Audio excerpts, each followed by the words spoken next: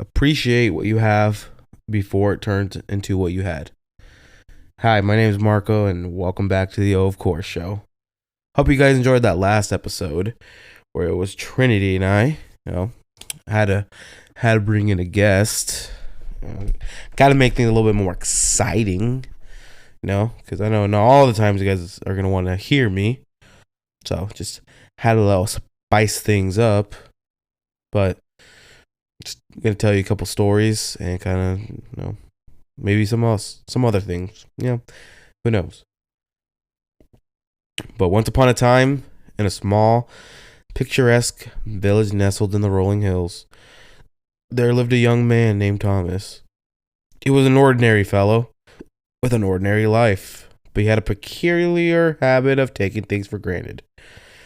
Thomas had grown up in the idyllic village surrounded by lush green fields, babbling brooks, and a close-knit community.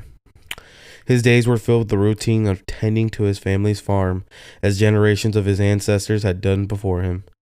But he rarely took the time to appreciate the beauty that enveloped him. My bad. The vibrant sunrise, the songs of the birds, and the rustling leaves of the trees were all part of the scenery he had hardly noticed. In his youth, Thomas had been in love with a girl named Sarah. She was the embodiment of grace and kindness, but his preoccupation, with his own pursuits left their love untended. He never fully cherished the laughter they shared, or the way her eyes sparkled when she smiled. Instead, he chased distant dreams and neglected to nurture the love that stood before him.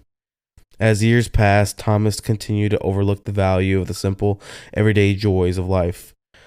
His family's farm, once a source of pride and sustenance, became a burden. He often grumbled about the chores, dismissing the beauty of the golden wheat fields and the aroma of freshly tilled earth. One fateful day, a sudden storm swept through the village, devastating their crops and damaging their humble home. Thomas, for the first time, felt the full weight of his ingratitude. The village came together to help, showing him the strength of their community, and Sarah, now a kind-hearted woman, stood by his side. It was during the rebuilding process, as he worked tirelessly alongside his fellow villagers, that Thomas realized the beauty of the life he had taken for granted. The simple act of sharing a meal, the laughter of children, and the warmth of community became precious to him. Over time, Thomas found himself appreciating life's small pleasures. He and Sarah rekindled their love, and he marveled at the depth of their connection. They danced under the starry skies, watched sunsets together, and held hands during long walks through the meadows. Thomas had learned the valuable lesson that life's treasures are often hidden in plain sight. He had been blind to the wealth of happiness that surrounded him. But through hardship and humility, he had come to the understanding that taking things for granted is a path to regret, while gratitude is the key to a rich and fulfilling life.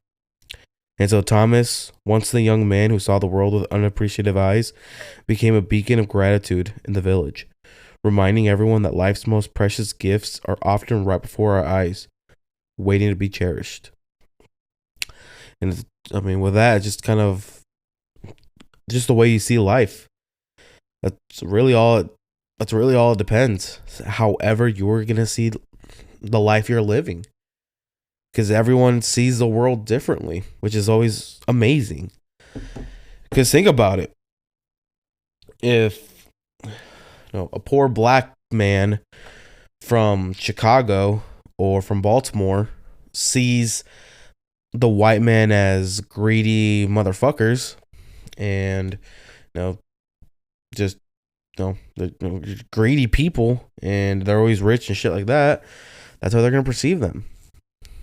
And because of who they're seeing, and vice versa, the white people might think the black men are, just poor and disgusting and whatnot, but just because of just the amount of people that they saw that did that, now that's just how they see the world. Excuse me. It's always interesting with things like this. And so, another story of it. In a bustling city named Everdale, There lived a woman named Emily. She was an accomplished architect known for impressive skyscrapers and innovative designs. Yet, despite her professional success, she had a tendency to take life for granted. Emily's life revolved around her career. She worked long hours, often missing out on family gatherings and ignoring her friends. She rarely had time for leisure, always prioritizing work above all else.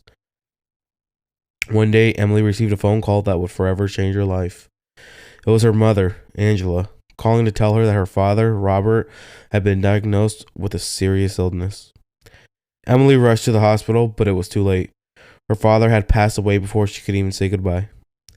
The loss of her father was a wake-up call for Emily. She realized how much she had taken her family for granted. Her parents had always supported her, and she had neglected the precious moments she could have spent with them. Regret weighed heavily on her heart. Determined to change, Emily decided to take a step back from her demanding career and focus on what truly mattered. She reconnected with her mother, spending quality time with her and cherishing every conversation and shared meal. The two of them found solace in each other's company, sharing stories of Robert's life and their own dreams. Emily also reached out to her friends, mending broken bonds and creating new memories. She discovered the joy of picnics in the park, lazy Sunday afternoons, and heartfelt conversations. She realized that her friends were her pillars of support, always there when she needed them. As she began to rebuild the relationships she had taken for granted, Emily's life blossomed in unexpected ways. Her architectural work took on new dimensions as she drew inspiration from her experiences and connections. She designed buildings that celebrated community and human connection, earning her even more acclaim. But the most amazing part of Emily's journey was yet to come. In the midst of her newfound appreciation for life, she reconnected with a childhood friend, Mark. As they spent time together, their friendship deepened into love. A botanist who had always cherished nature took Emily on hikes and introduced her to the world of flora and fauna. One day during a hike in a secluded forest, Mark proposed to Emily under the dappled sunlight, surrounded by the symphony of nature. Emily, who had once taken love for granted, was overwhelmed with gratitude for this new chance of happiness. Emily and Mark's love story blossomed, just like the city she had redesigned to emphasize community and connection. They got married, and their love became an example for others. Emily had discovered that the beauty of life lay not in the concrete and steel of buildings, but in the bonds we forge with each other. In the end, Emily's story was an amazing testament to the transformation one can undergo when they stop taking life for granted. Her journey from a work-obsessed architect to a person who cherished the simple joys of of love, family, and friendship was a reminder that the most incredible ending to a life story is the one written with gratitude and love. Which is so true, guys. Just so true. Just think about it. I mean, have you guys taken things for granted? Like, just think about it. Just think about times you have taken things for granted. And then just think about it. Just think about where you would be in life.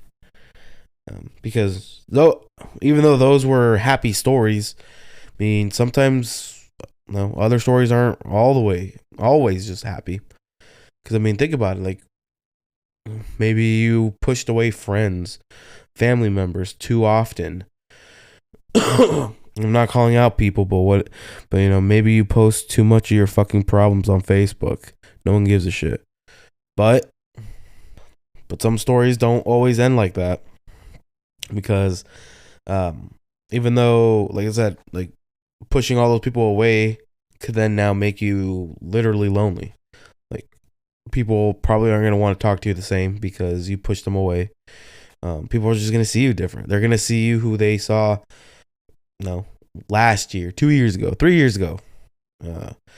Possibly just someone who was miserable in life, just hated life, hated everyone. And so when people when you might want to rekindle some of that some of that friendship or whatever, some people might not want to, because they're gonna look at you and say no.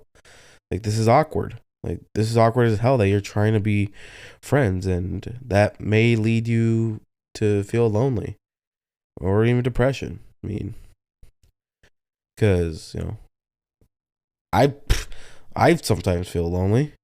I mean, I have a lot of people that love me. I live with her.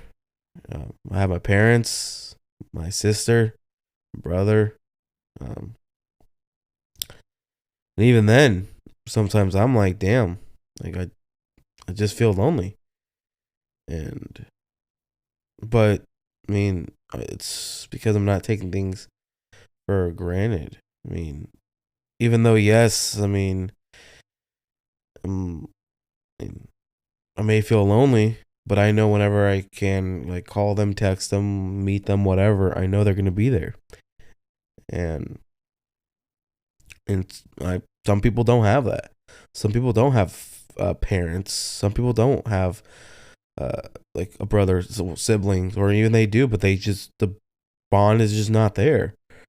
And so that's why, I mean, as much times as sometimes I'm, when I'm feeling lonely, because I'm scrolling through social media, mindlessly scrolling through social media, not really, just seeing the same stuff, and not really being able to just like text someone and just say, hey, what's up, um and so that's why I need to I need to stop feeling so like lonely and sad.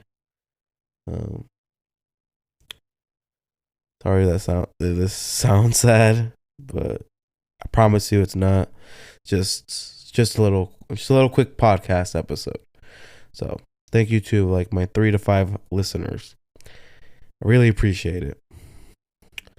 I would sing to you right now, but not only can I not sing for shit, my fucking voice is still iffy. But that's it for this episode. I love you guys. Hope you guys have a great day. And I'll see you guys in the next one. Bye for now.